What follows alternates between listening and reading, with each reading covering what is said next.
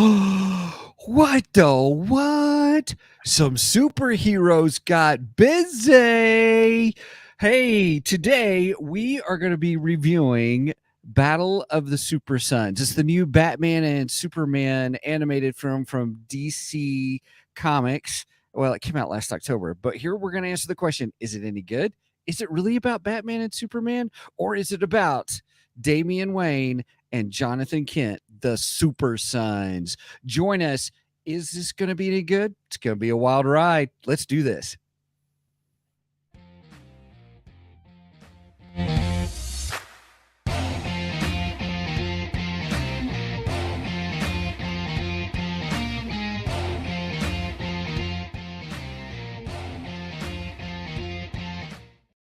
Hello there. Hello there. So who talks first? You talk first. I talk first. Hey, everybody. Welcome to the Two Geeks and a Microphone show. My name is Stephen Boster, along with the one, the only Mr. Michael Shanks. Mike, say hey to everybody. Good morning to all you geeks out there in Geekdom Land. Hey, as you can tell, everybody, kind of excited today because we are going to be reviewing DC animated film. Just came out last October. I think it was announced at San Diego Comic-Con. They got to watch it, and then they released on video like a week or two later. I think you might be right on that. I'm not on. Oh, I'm right, because I'm always right. Oh, wow. I'm just teasing everybody. I'm just teasing. I'm a little sleepy, so I'm a little funky. But hey, everybody, we're going to talk about this movie here in just a few moments. But I'm pretty excited. That's the main event for today. But as you guys know, we kind of walk through kind of what's on our Geekdar, what's in Geeky News, and then we go into the main event. And then it's a movie review. We're going to kind of give our non-spoilery score review, and then we kind of go into the details. And I'm pretty excited about this one. This is a good idea, Mike. Thank you. I like Damien and Jonathan together. I think they're a good combo. So I was pretty excited when they announced this one. Right. Agreed. So with that, let's go through this. This has been a full week for me. I haven't been done much outside of the thing. So I guess do we have geeky news that we need to go through? I searched the geeky world over and didn't searched the geeky world over and thought I found geeky news. And I found pretty much. So yeah, I really have no geeky news. I mean, just nothing that I really felt was worth reporting. We got a lot of rumor and speculation going on. Yeah, there's a lot of that going on. So there's a lot of that going on right now. Right. It just nothing that I thought was newsworthy, really. And we all know the movie upcoming releases. We got Shazam in a few weeks. Yes, that's coming up. We've got Blue Beetle later this year, and of course the big one, The Flash, with, well, as I like to call it, preferably, I'm Batman. Right. The I'm Batman movie. Yes, right. That's coming up. So those are the biggies. Right now, superhero movies. Yes. Yeah, we got a lot of superhero movies on deck, and then of course next week, the premiere of season 3 of The Mandalorian. Yes. Yeah. Yes. I can't wait for that. That looks incredible. I am so looking forward to that, and we will be doing pretty much weekly coverage of Mandalorian. So. Right on. Good morning, Roger. Good morning, Brian. Good to have you guys here with us today. Yeah, also, I'm pretty excited. March, I think it's March that we get John Wick 4. I got to watch 2 and 3 still. I haven't watched 2 and 3 yet. Right. I rewatched 3 this week. Nice. I took the holiday to rest, and so I sat there and watched Supersons, and I watched John Wick 4. Gotcha. Or 3, excuse me. I watched 3. Wow, I got to watch 4 before anybody else. No, I'm just so kidding. what you're telling me is we're moving into Geekdar now, right? Oh yeah. Let's play our opener.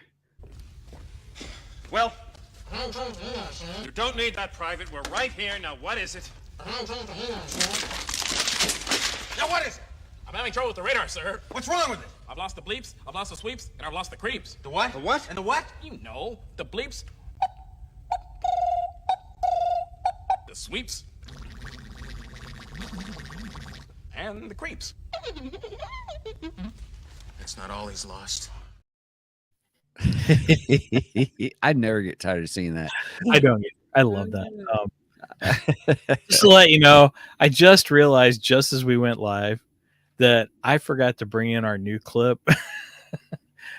I have a new clip for our main event, and I forgot to bring it in. So, that's all good. We'll wait till next week. It'll wait for Mandalorians. It will, we'll get it for Mandalorian. That sounds great. All right. So yeah, moving on to Geekdar. I don't have a lot in Geekdar this week. I was kind of busy,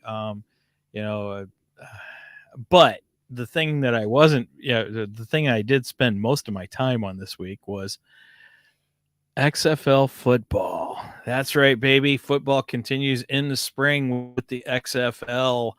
Most of you who watch our show know that I am an NFL football fan. I am a Dallas Cowboys fan, longtime Dallas Cowboys fan since I was a kid. And in 2020, Vince McMahon tried to relaunch his XFL brand, and it only lasted, I think, 3 weeks, 4 weeks, something like that. And then it got killed by the pandemic. But we here in St. Louis had gotten a football team, professional football team with the XFL, the St. Louis Battlehawks, and St. Louis was super excited. We were the biggest market in the XFL. We watched more games than anybody in the country. We were the first stadium to start selling the upper bowl for tickets, which no other stadium had done that. So we had outsold all the other stadiums, and we're getting ready to do it again this year. So yeah, this past Saturday and Sunday, the XFL kicked off. Battlehawks played their first game. They won. I can't remember who they played, and I left my phone. Oh, dang it! I don't have my phone. Anyway, they beat the San Antonio Brahmas, and the second game was Thursday night, 8:00 game. That kind of sucked. That's late for me. All right.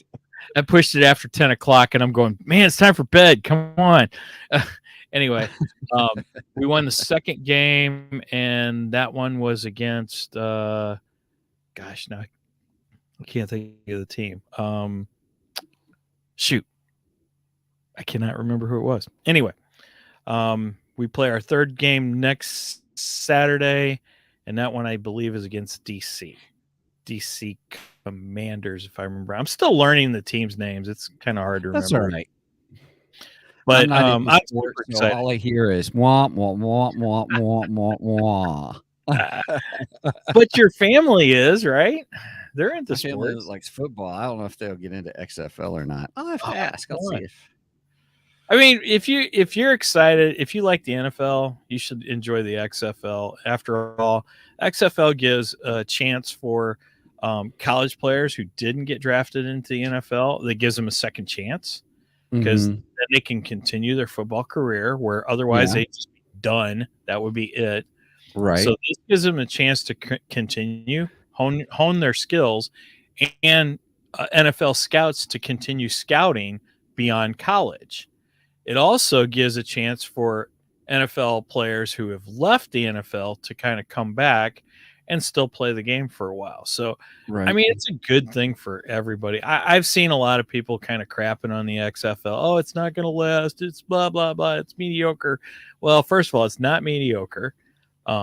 Every game I watched was pretty exciting. The skill level right now, the teams just aren't gelling at the moment. Some of them are gelling more than others. Well, because they're all new. Exactly. They're brand new. They've only, they practiced for 3 months before this season, and this is their first time really playing together. So Mhm. you got to give them some time, guys. Right. I mean, I see issues with the Battlehawks right now, but again, it's early. This is only their first few games, and they did win, so that's a plus. that is a plus. I So love it. that's my Geekdar XFL football. I'm super excited. Can't wait till March 12th for the St. Louis home opener. I will have tickets. Oh, Yeah, Roger said Roger Upper Deck confirmed. just went on sale, and St. Louis had the highest viewing of the week. Yeah, nice. Nice. And then also, Mike is going to get Steven skipped. Football. What? Sports? This is a geek news show. Well, you can geek out about sports. All right. Well, that's my Geekdar. Cool. Mine is only in the aspect that I'm prepping for John Wick 4. I love the John Wick universe. Absolutely adore it. The first one came out, and I can't tell you how many times I watched it. On video. I didn't go to. I only went to theater once. So, but 2 was good. 3 was better than 2. So I'm really You're starting to sound like an eye exam. Is 1 better or 2? right. 1, Yeah. 2. Right. Yeah. So I'm pretty excited about it coming out, and I'm looking forward. I'm looking forward to John Wick 4. I really am. So I watched 3. I didn't go back to watch 1 nor 2 because I was like, no, let me go back to 3 because I already know what the storyline is. I'm trying to remember. Okay, what happened? And the excommunicado John Wick. It's like everyone's after John Wick, and so it was good. So I'm excited, and I'm excited about the cast. The cast for 4 just looks phenomenal. Oh, really? Yeah, so you've got Donnie Yen, who I've enjoyed Donnie Yen in a whole bunch of different films. He was in a series called Ip Man, and Ip Man is kind of the loose story of the guy who trained Bruce Lee. And so it was it's based on a true story, but with license, if that makes Well, sense. Don't you think you're forgetting something about what Donnie Yen also was in? This little, movie, it's barely known, called Star Wars Rogue One. Right. Right.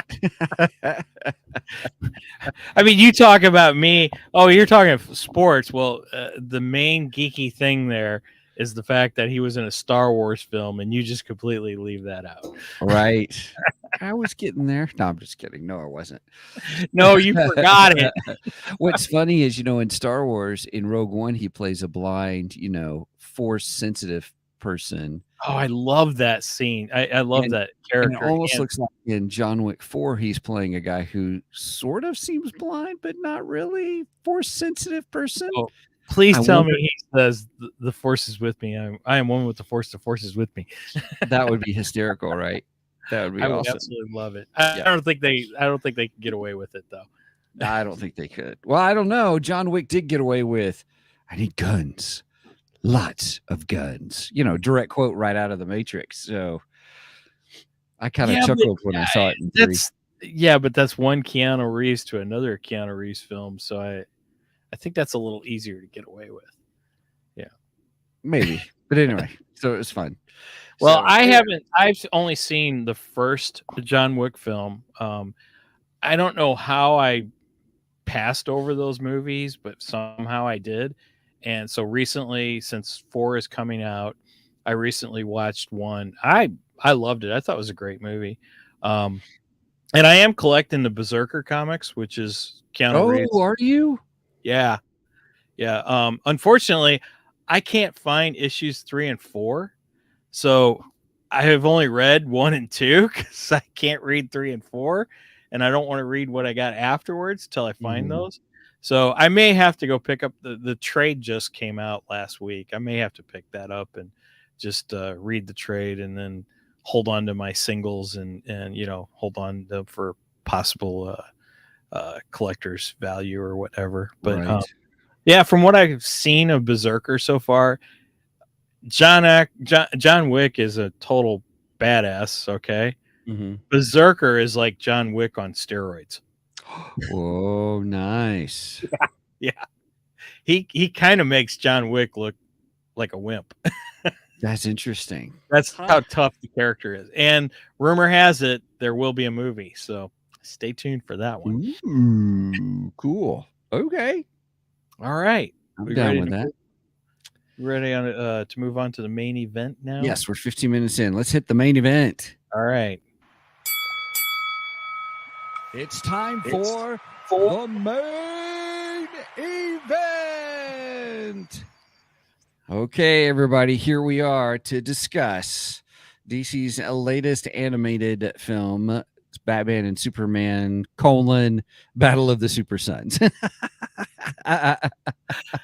DC with another giant long title. Right? Yeah, I kind of chuckled because I was like, well, really, it's not really Batman and Superman, but it, sort of. But I guess they did that just to get people to watch it. Well, I mean, Batman and Superman come in and set it up. So you have the setup by the two of them, and you got to have the two heavy hitters, and then they're kind of back at the end to round it out. Yeah, round it out a little bit. So, Mm-hmm. but then we get the final with Jonathan and Damien. So, yep. All right, so everybody, here we go. We're going to do our non-spoilery kind of quick review with our score, and then we're going to kind of deep dive into the spoilerific territory. So before we do that, here's our non-spoiler review. All right, Mike, what kind of score? What's our scorecard for this one? Let's go with Batarangs. Batarangs. All right, we're back to Batarangs. I like Batarangs. Yeah, it's all good. It's all right. Besides, it had a funny use in this film. Yep. Okay. So, do you want to go first? Or do you want me to go first? I'll go first. Okay. So, I had heard about this movie. I've delved into a little bit of Damien and Jonathan, just here and there, not really heavily. Mainly in the deceased storyline, because the two of those characters play a pretty prominent. That was good. Yeah, I enjoyed Deceased. Yeah, amazed, and I'm looking forward to. I'm collecting right now Deceased, the god of the War of the Undead Gods. Looking forward to that. But so I know a little bit about their dynamic, and I like their dynamic together. They have a good friendship, a good bond, and I enjoy that. So when I heard about this movie, I was like, "Oh, I got to check this out. Yeah, this is going to be really cool." You get, like we said earlier, you get kind of set up with Batman and Superman, and Damien and Jonathan meet for the first time, which is a fun meeting. I enjoyed that a lot. I think there's a lot of heart to this film, a whole lot of heart to this film, and a lot. I've said before, I really like a family aspect, and I don't mean that it's family friendly. For the most part, this film is fairly family friendly. Right. Probably a little border for some younger viewers, because it gets kind of scary at some points. I could see for some really younger viewers, this could be a pretty scary film. Okay. We're talking probably preteen and on up. Anyway, so, but there is a family aspect in both Superman's family and a learning family aspect between Bruce Wayne and Damian Wayne. And I really love those dynamics. I think those are incredible dynamics, good storytelling there.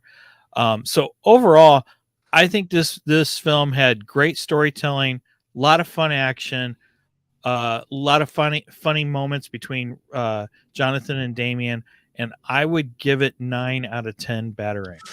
Ooh, okay, 9 out of 10. All right. 10. I really enjoyed this one. Okay, I actually I enjoyed it as well. I'm trying to think here. How do I want to say this? I give it 8 out of 10. Now, a strong 8 out of 10. Where it loses points for me, it's like an 8+. Yeah, 8+. There we go. 8+. I like that. Well, shoot, um, it's not really spoiler because maybe it is a spoiler. It loses points for a certain spoiler item, so I better wait. I'll wait to tell you why I knocked off points for it because I am excited to hear that. Yeah, we have not discussed what we thought about this movie before. no, hey, everybody, we do our best not to discuss because that's what birthed Mike in the phrase "save it for the podcast." Save it for the 'cause we would talk podcast. about it, and Mike was like, "No, Save it for the podcast. save it for the podcast," kind of a thing. Because we want those initial reactions on here, not on the phone. Yeah. So overall, I thought the animation was top notch. It's probably the best animated DC film so far. I think. Well, I don't know if I'd go so far. I think out of all the modern stuff, the more modern stuff, I think I would agree with you on that. Yeah. I enjoyed it. There are some things that are computer animated, but yet still animated. So it's not like you're looking at like a computer. How do you say that nowadays? They used a computer to help them do animation. Let me put it that way, rather than saying the term computer animated. You would say that it doesn't look like Toy Story. Yes, good stuff. Yeah. Not that I'm knocking Toy Story. I'm not Right. knocking. We're just talking about look. Yes. Right. Mhm. Animation style. Yes. I agree with you. It's more of a 2D animation, and sometimes 2D animation, sometimes, not all the time, sometimes it comes off better. It just depends on what the situation is, and so on. Yep. I think that's what you're trying to say. Yeah, I enjoyed the story. I enjoyed the introduction of Jonathan Kent, that it focused on that. Actually, I was surprised how much time it spent on that. But then I began to realize, well, we've really already been introduced to Damian Wayne. You know what I mean? And so I like how it spent a bulk of the first quarter easy of the film on Jonathan Kent, which was really good. And then brought them together, and then just happen chance then what the villain that's introduced and that kind of a thing. So which makes sense for the Supersons to get together, and then and I loved their character arc. I'm not going to go into more detail than that at the moment, but I really enjoy it. At the beginning I didn't like it, but then I began to realize it was a character arc, and then I enjoyed it quite a bit. So very solid 8 out of 10. Is it worth renting? Yes. Is it worth buying? You're probably better off getting a subscription to HBO Max, because then you get more movies for a cheaper, for 1 month. Because that's what I did. I think it depends on how big a DC fan are you. I mean, yeah. Are you a completist? Or I'm not a completist per se, but there are a lot of them that I want to actually own. So I would not feel guilty owning it, even if I had HBO Max, if that makes sense. Yeah. I mean, it was good. I did buy it digitally. So. Yeah, it's good. It is good. So yeah. All right. There you have it, everybody. Trying to be as vague as possible to give our non-spoiler review without going into details, because it's hard for me to go non-spoiler reviews and stuff. The question is have you guys seen it? Have any of you out there seen it? And please comment below and let us know, because I'm interested to see who else out there is really watching the DC animated films. I think they've been really good. This didn't hit theaters though, if I remember right. No. Most of the DC animator are straight to they're straight to video. Video. Yeah. It's hard to say that nowadays because it goes streaming, but it goes for paid streaming first, and then you go to your subscription based, which is still technically paid, but I know what you mean. It's available really for purchase, right? Rent. Then it goes to the streaming services as part of streaming packages. Right. Exactly. I'm tracking. Exactly. I got you. Okay. It gets confusing in this whole streaming world how to convey all that stuff. So yes. Should we move on to cast? Yeah, let's do that. Let's talk about the cast, everybody. This is a great cast. I gotta say, okay, Jonathan Kent was voiced by Jack Dylan Grazer. Wait, Go hang ahead. on a sec. It just dawned on me. We probably, if we hit cast, we'll probably start saying who's in it. Okay. Why don't we do the big plot summary and go Okay. ahead and give the whole plot? Do you have the plot summary up? IMDb should have it. All right. I'm not reinventing the wheel, everybody. Somebody already did a plot summary. Let's just use it. All right. Call me Storyline. lazy. 11-year-old Jonathan Kent discovers he has superpowers. Thus, the half Kryptonian gets thrusted into the complicated complicated. Thank you. Why couldn't I say that word? World of superheroes and supervillains who are now under attack by a Maleficent? yeah, close enough. Alien force known as Starro. Next time you're reading. It's a race against time as Jonathan must join forces with assassin turned boy wonder Damien Wayne to rescue their fathers and save the planet by becoming the Supersons that they were destined to be. Right on. So Yep. yeah, that's the storyline. So, big picture story synopsis. We're in spoiler territory, right? Yeah, we're in spoiler territory. Okay. I know everyone's been just chomping at the bit to know why Steven gave it a lower score. No, I'm just kidding. I want to know. I want to know. So, Although I don't think 8's a bad score, though. 8's not a bad score. My thing is once you've seen a Starro plot line, you've seen them all.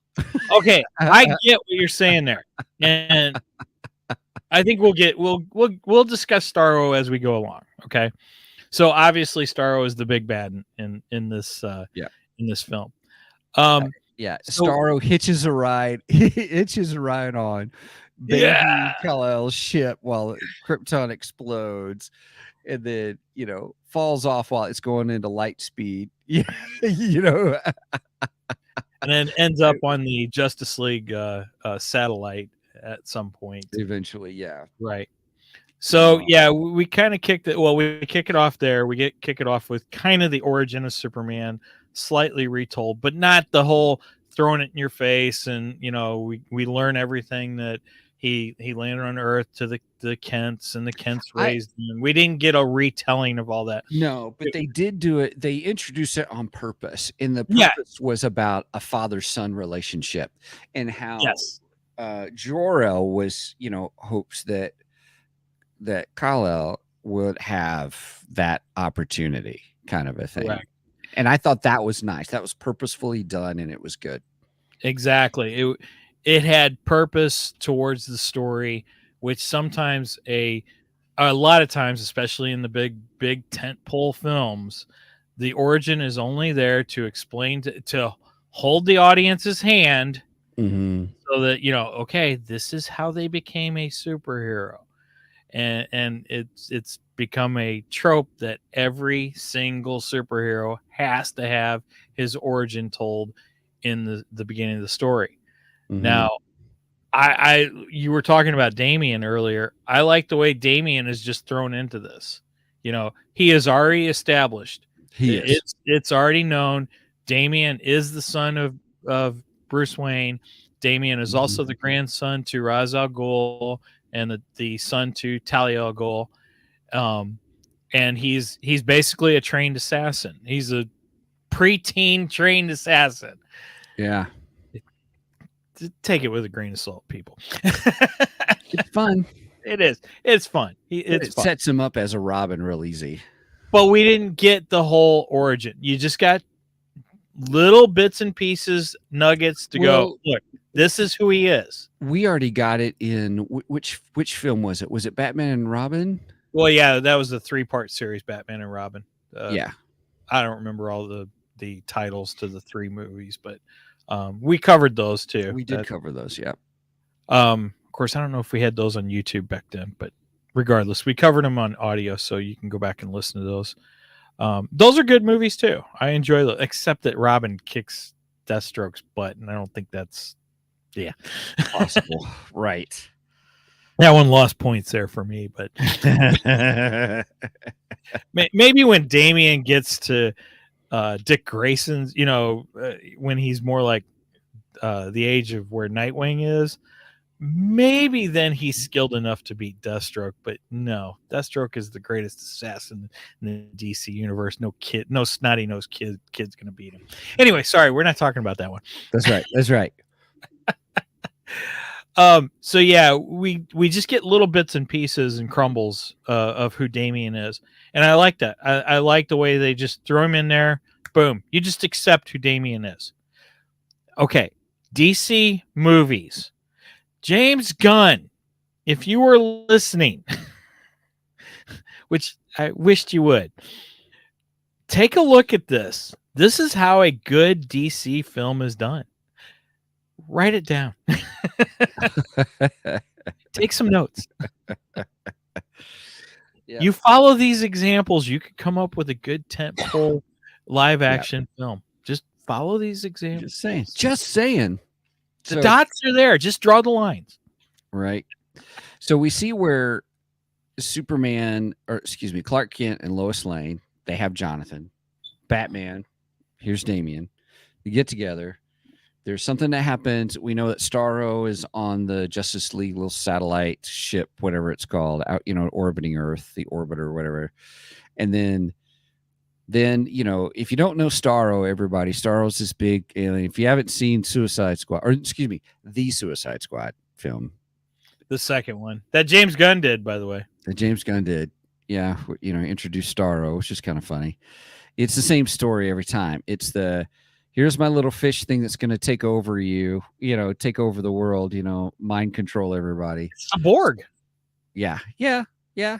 And that's essentially what it is. It's the Borg. Mm-hmm. And then, of course, I think Starro actually was developed before the Borg was, because Starro's been around. Yeah, Starro's been around since the inception of the comic book Justice League. They were actually the first enemy that the comic book Justice League fought.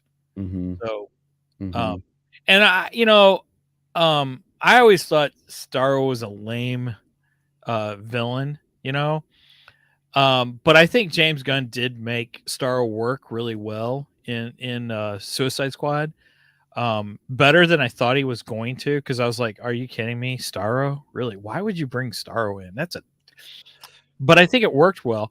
And again, for this storyline, I thought it worked well. And honestly, I thought there was more of a horror aspect of this one that was kind of eerie. There were horror elements to it. Yes. Right. And it actually made Starro much more intense, much more better.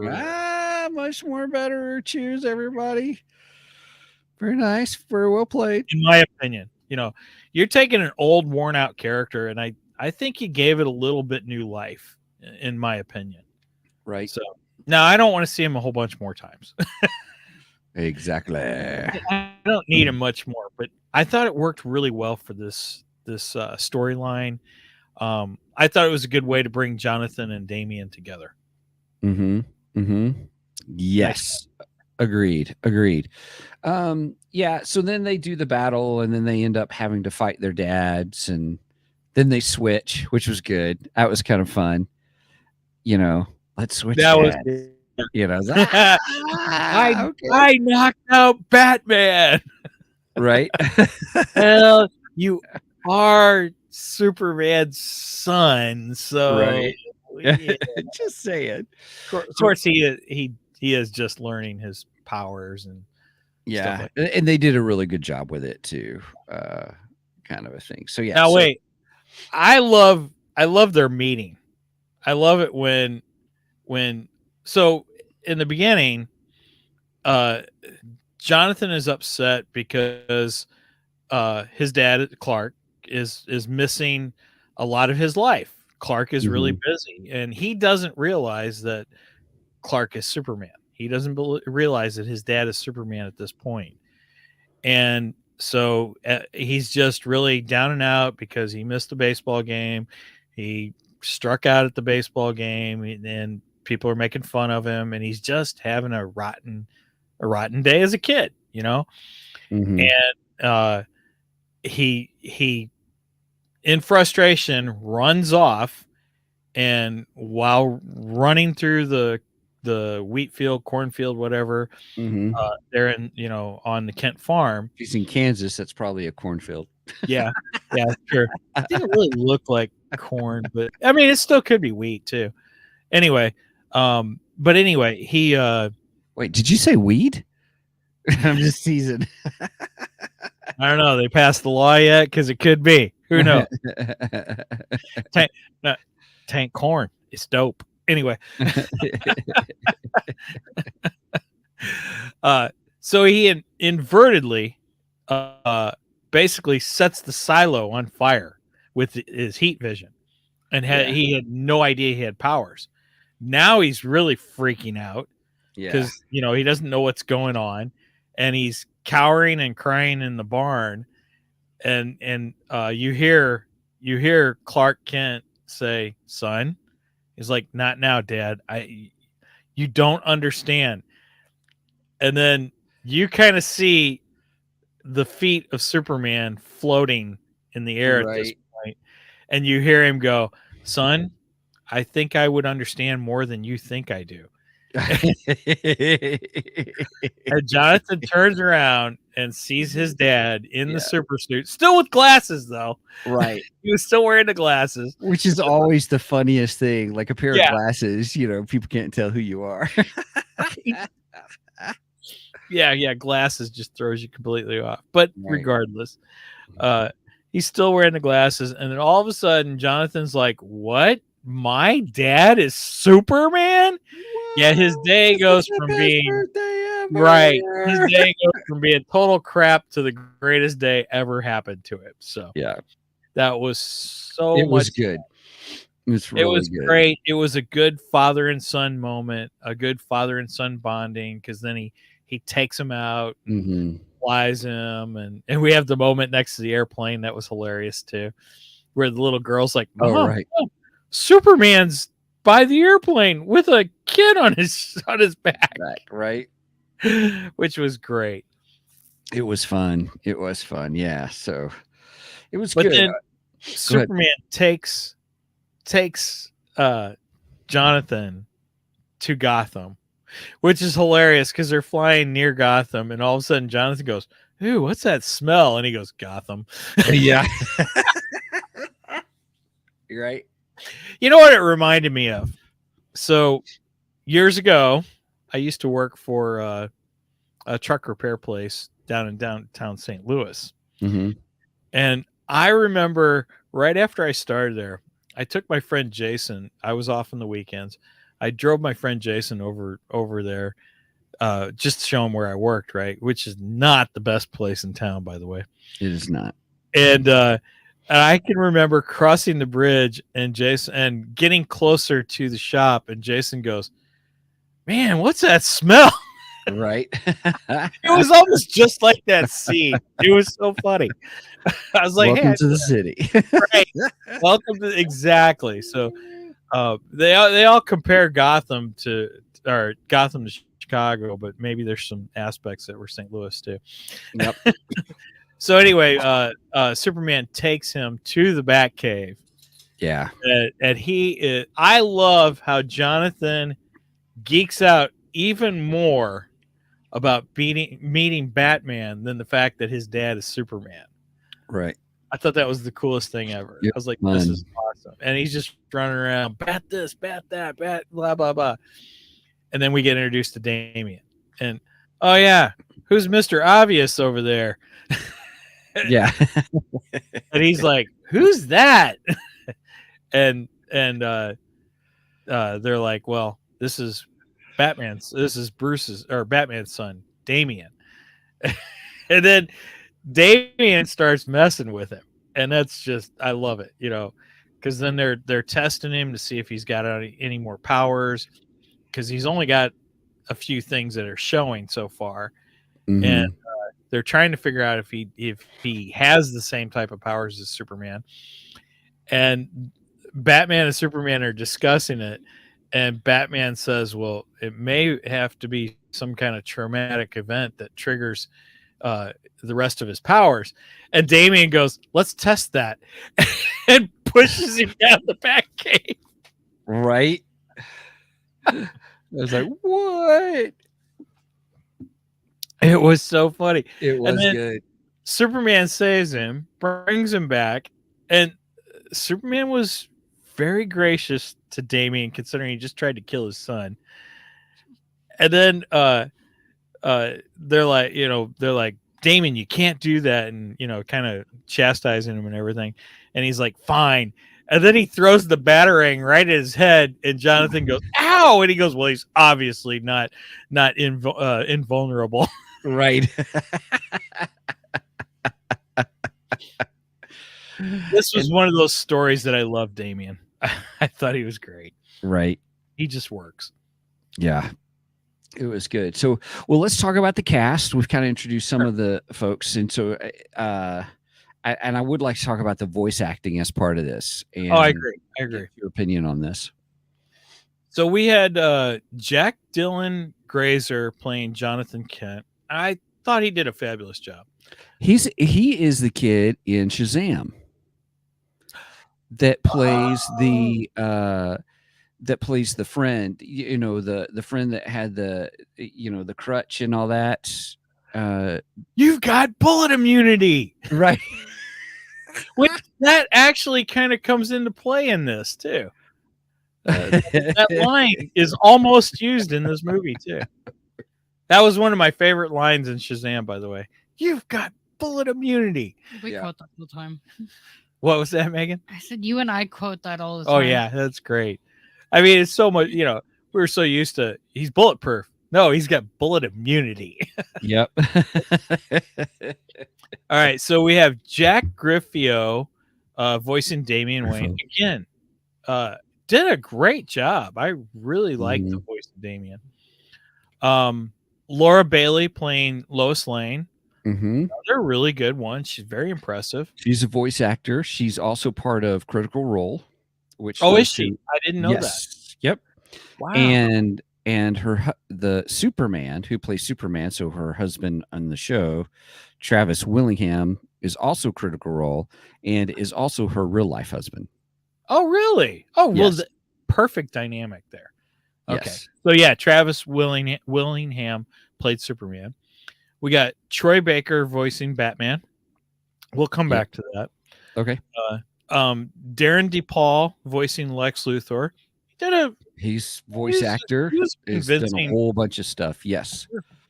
Tom Kenny plays Green Arrow. For what little Green Arrow we got, I thought he did a good job. Yeah. He's also the voice of Tom Kenny's the voice of SpongeBob. That's right. You were telling me that before we started. Yep. Yeah. Yep. Yeah. It's so funny that SpongeBob is Green Arrow. Yeah. Or I guess let me say the original SpongeBob. Let me put it that way. The original series. Yeah. Gotcha. Did they change voice actors? I'm not for sure. I just know for sure that he was in the original series. So gotcha. All right. We got Nolan North playing Jor-El. Nolan North, my favorite voice actor from the Uncharted video game series. He plays the main good guy. What's the word? Protagonist. Nathan Drake in the Uncharted series, and he's really good. Okay. We got Zeno Robinson playing Jimmy Olsen. He was okay. He was all right. There wasn't a whole lot for. No, Jimmy was barely. Jimmy. there was a couple funny moments between him and Lois, though, that I did enjoy that. I gotta say, yeah, it was fun. And that's the main cast right there. So yeah, I wanted to come back to Troy Baker voicing Batman. I mean, we have to address the elephant in the room, right? So I thought he did a good job.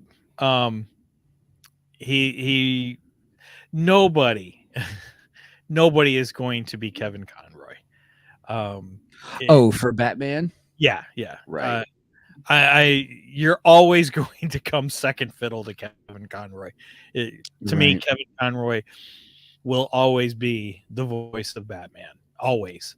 So, but I thought he was a good replacement. I don't know if I can really call him a replacement or not, but a good alternative. He is a great voice actor. He Yeah. really is. And he's voiced he's voiced Batman in several of the Batman movies, games. Right. Yeah, I know this isn't his first run under It's not the his cowl. first rodeo. Yes. Not his first bat cave or Batmobile or whatever. Right. He's trying to think of some kind of Bat-ism to use. I like him. He's good. I just, I prefer Kevin, but we won't be getting Kevin back at all. So I have to move on, unfortunately. And I think he does a fairly good Batman. I was pretty impressed with him. So if they use him more, I think I'll be happy with it going forward. So, okay. All right. I'm open for it. Yeah, I was trying to see what else he was in or what he's done. I thought he had good chemistry with Travis Willingham. I thought they did well. Yes, yeah, and that's a good point. I think the connection between all the different voice actors seemed to flow well, and nothing really seemed to be weird or awkward, except maybe Jimmy Olsen.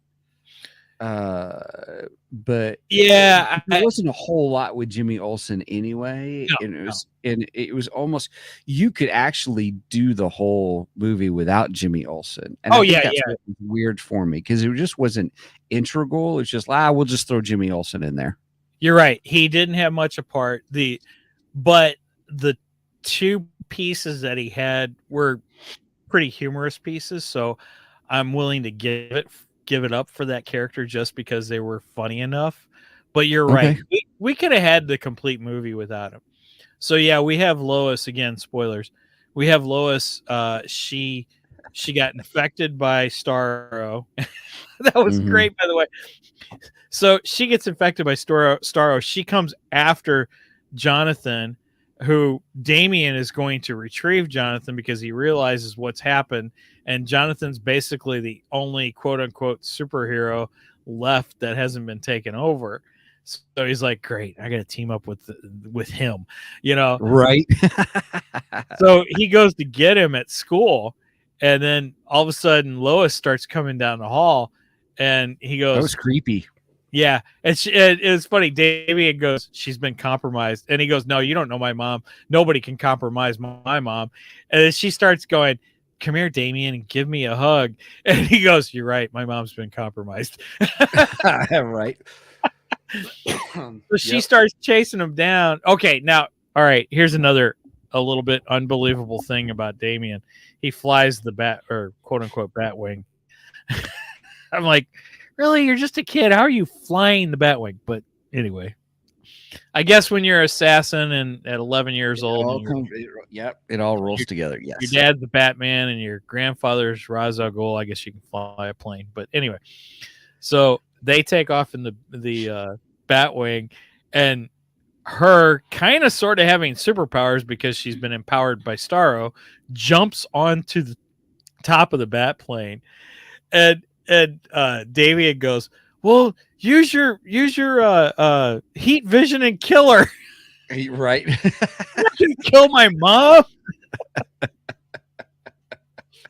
Yep. I just love Damien's thinking there. I just kill her. Yeah. Because he wasn't opposed to killing Batman either. Right. Who is his father, by the way. So yeah, Damien was great in this. I really enjoyed it. It really was. Yeah. But yeah, so we had that moment, and then she basically Jonathan shoots the Starro off of her, and more or less, and drops her in a pond. So she comes to, and she's okay. So now she's trying to figure out how she can get the message out to the world, and she goes to Jimmy.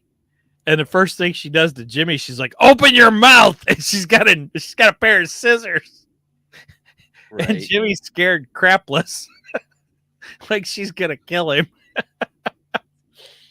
So that was a funny moment. And then we have the Mhm. moment when at the end, I won't give away totally what happens, but basically the Starros are dying, and Jimmy doesn't really know what's happening, and he grabs a stapler and he shoots a stapler at one of them, and they all just happen to die at that time, and he thinks the stapler killed it. Right. I'm a stapler. Where's my stapler? Here's my You've seen Office Space. Where's my Yes. stapler? I'm looking for my red stapler. Maybe a stapler. Oh my goodness. Yeah. How did you like the soundtrack to it and music and sound effects? What did you think? I thought it was great. I'll be honest, I didn't pay a lot of attention to the music in this. I gotta say, DC animated films, a lot of times, I mean, barring Batman animated, of course. Batman animated has beautiful music. It's Oh, incredible. the Denny series, Paul Yes. Denny series one. Okay, Yeah. the original. Yes. That's just Fabulous music. amazing music. Yeah. But these latest movies, a lot of times I don't even notice the music in them. Oh, okay. I really don't. Sound effects were great. Everything in it sounded fine.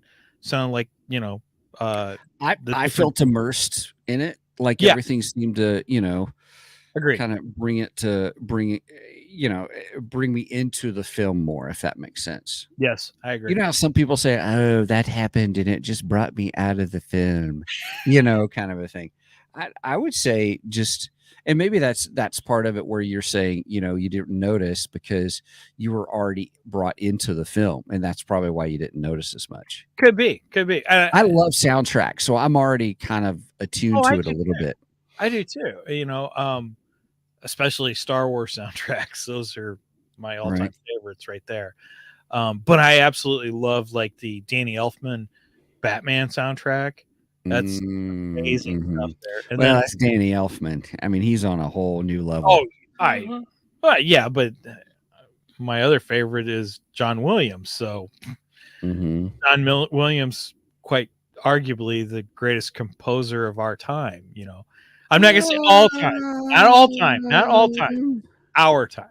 I don't know, even our time. I don't know if I put him in there or not. He is a Dude. great composer, though. He's a great Dude, he's composer. had more movie soundtracks, more successful movie soundtracks than anybody you could name. I don't know. Hans Zimmer is up there. I hate Hans Zimmer. I know. I'm not. Here, I'm here, all here. I'm saying is, I'll give you an who else has a example of- whole bunch. I'll give you an example of me listening to Hans Zimmer superhero films.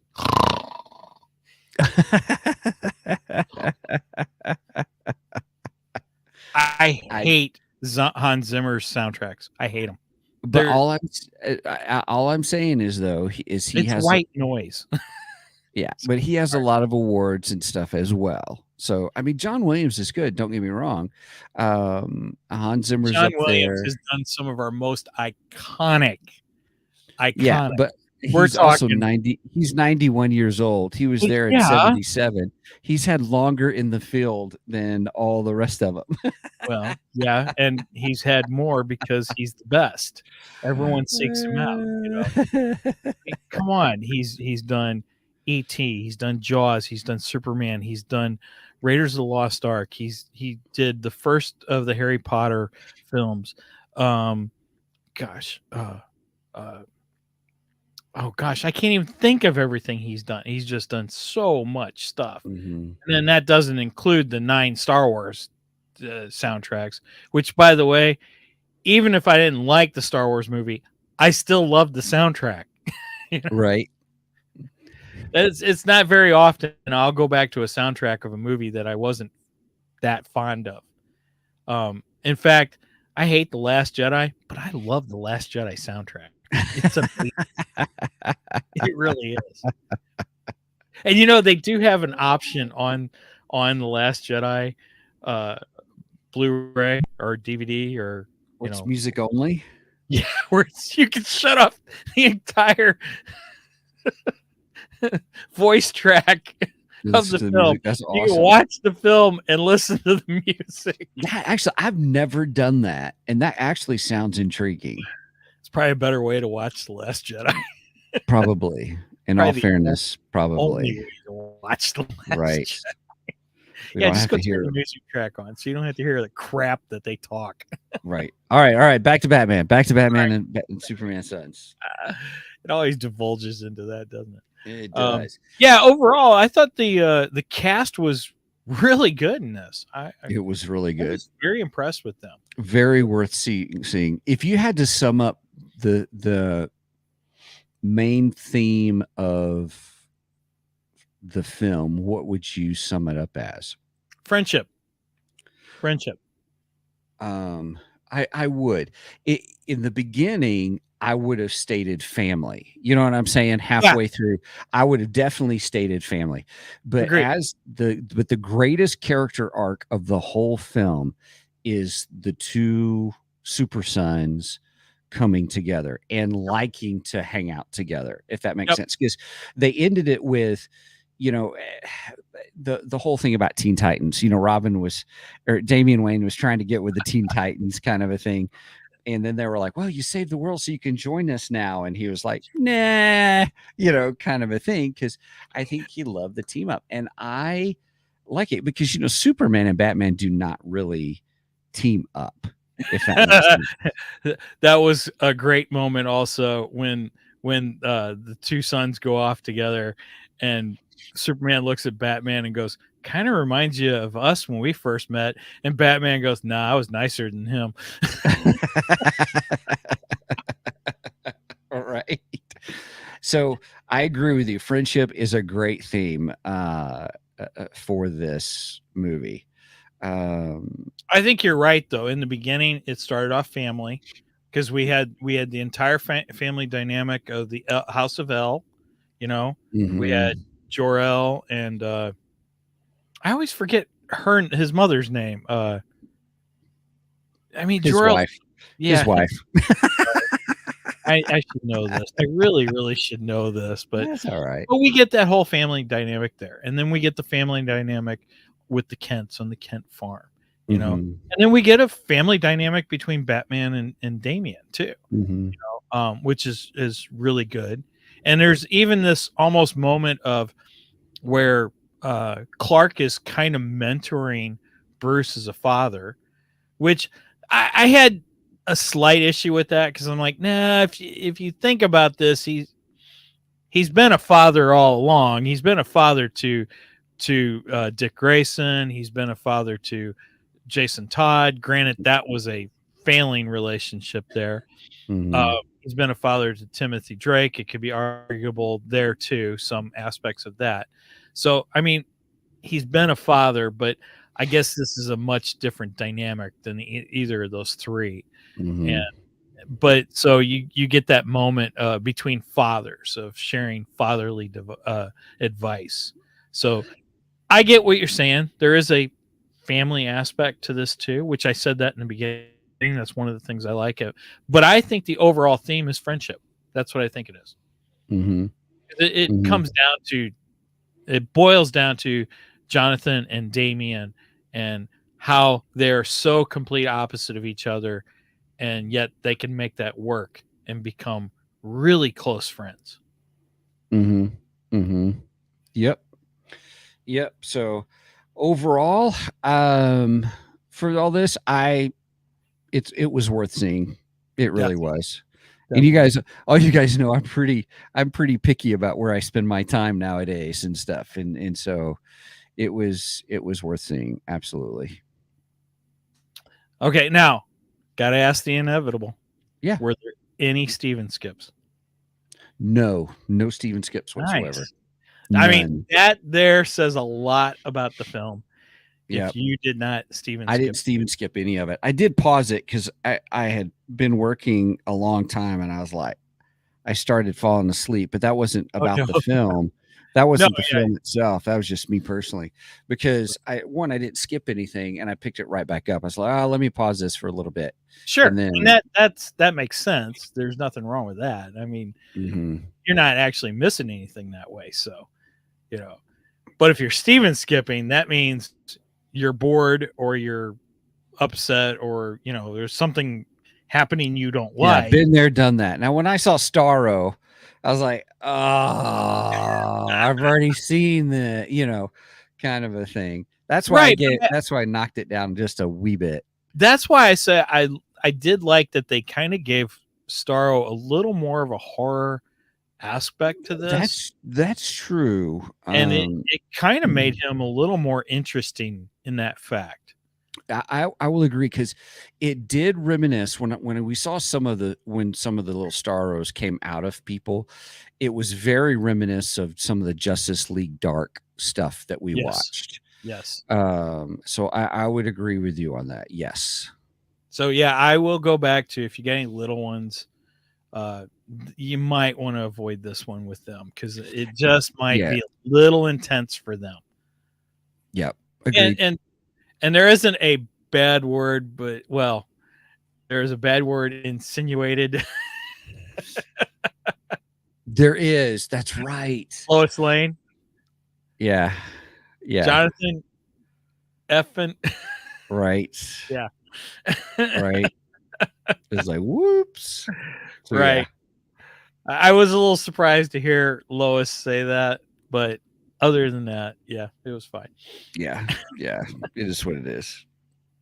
It's kind of like, it kind of reminded me of a little bit of the, the end of the one Spider-Man movie where where Aunt May sees what the right. Right. Yeah. It was kind of that moment too. It was. Yes. Okay. Yeah. So overall, I think this is a great animated film. If you're into DC, you're into DC animated films, definitely check this one out. Put it on your list. Definitely check it out. Where's my stapler? I gotta get my underwear. Gotta get my underwear from Kmart. There's underwear. Sorry. Right. That's awesome. All right. Well, there you go, everybody. Hey, real quick, thanks for joining us here on the Two Geeks and a Microphone show. I just want to let everybody know that we actually have a really cool thing going on with Audible. If you've never checked out Audible, I encourage you to do so. And with our link, www.audibletrial.com/2geeks, TWOGEEKS, 2geeks. The cool thing is you can get a free audiobook. It's kind of like a free 30 days. So you get an audiobook for free to check it out.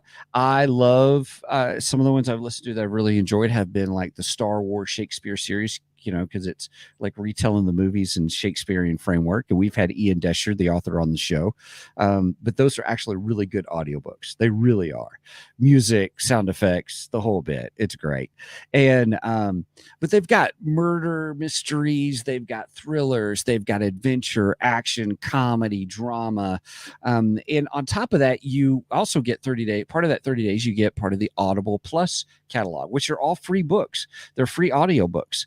And some classics like 1984 with George Orwell, all these really good Jane Austen ones and stuff. So it's really neat to kind of check it out. Plus, if you're a Prime member, I think you get two credits. So, and if you continue, it's $14.95 per month for one credit, and you can pick any audiobook. There's some audiobooks that retail value from $9 all the way up to $40, but yet with that one credit that you paid $14.95 for, you can get an audiobook. So it doesn't matter what the retail cost is. So, which is pretty cool. So please check them out. There's just hundreds of thousands of just titles. That's an exaggeration. There's tens of thousands.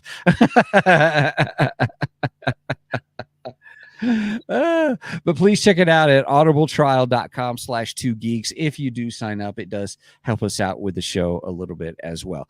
Plus, in the link, just so you know, we use StreamYard for our streaming, and you can do recording. You can do all kinds of things with it. They actually have free trials, and actually there's a free version that you can check out. So just follow the link in the description also for just a little bit more information about StreamYard.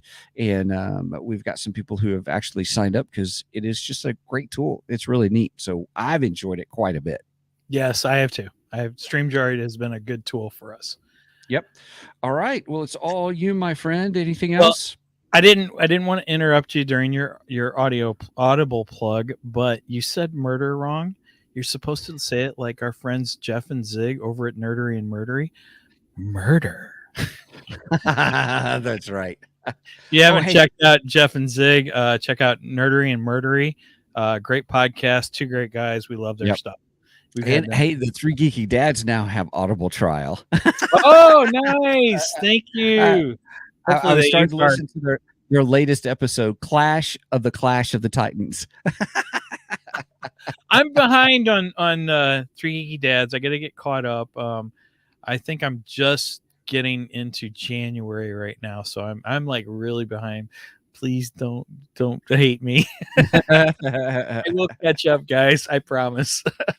Awesome. All right. So with that said, if you've made it this far, please make sure and go and like and subscribe to us. Smash that like button. Give that little bell a tickle. It helps the YouTube algorithm. We got some really good views on our last episode too, by the way. So thank everyone for doing that, for watching that. For hanging out with us. Hope you enjoyed our spectacular review of Ant-Man and the Wasp: Quantumania, where Megan and Darren pretty much went head to head in the main event. Right.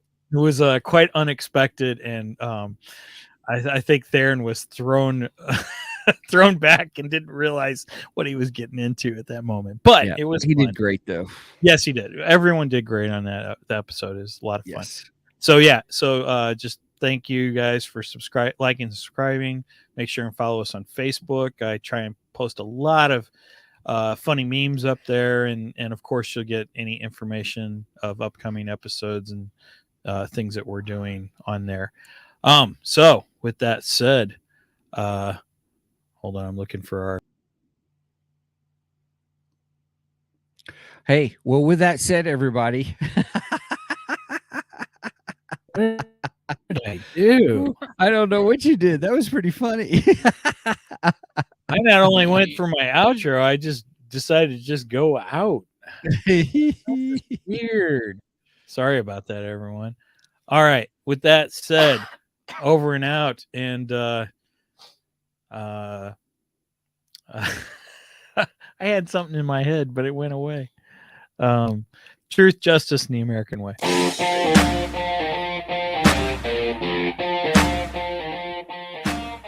Thank you for joining us today on the Two Geeks and a Microphone podcast. Tune in next week when we will have more news and reviews. Until then, May the force be with you.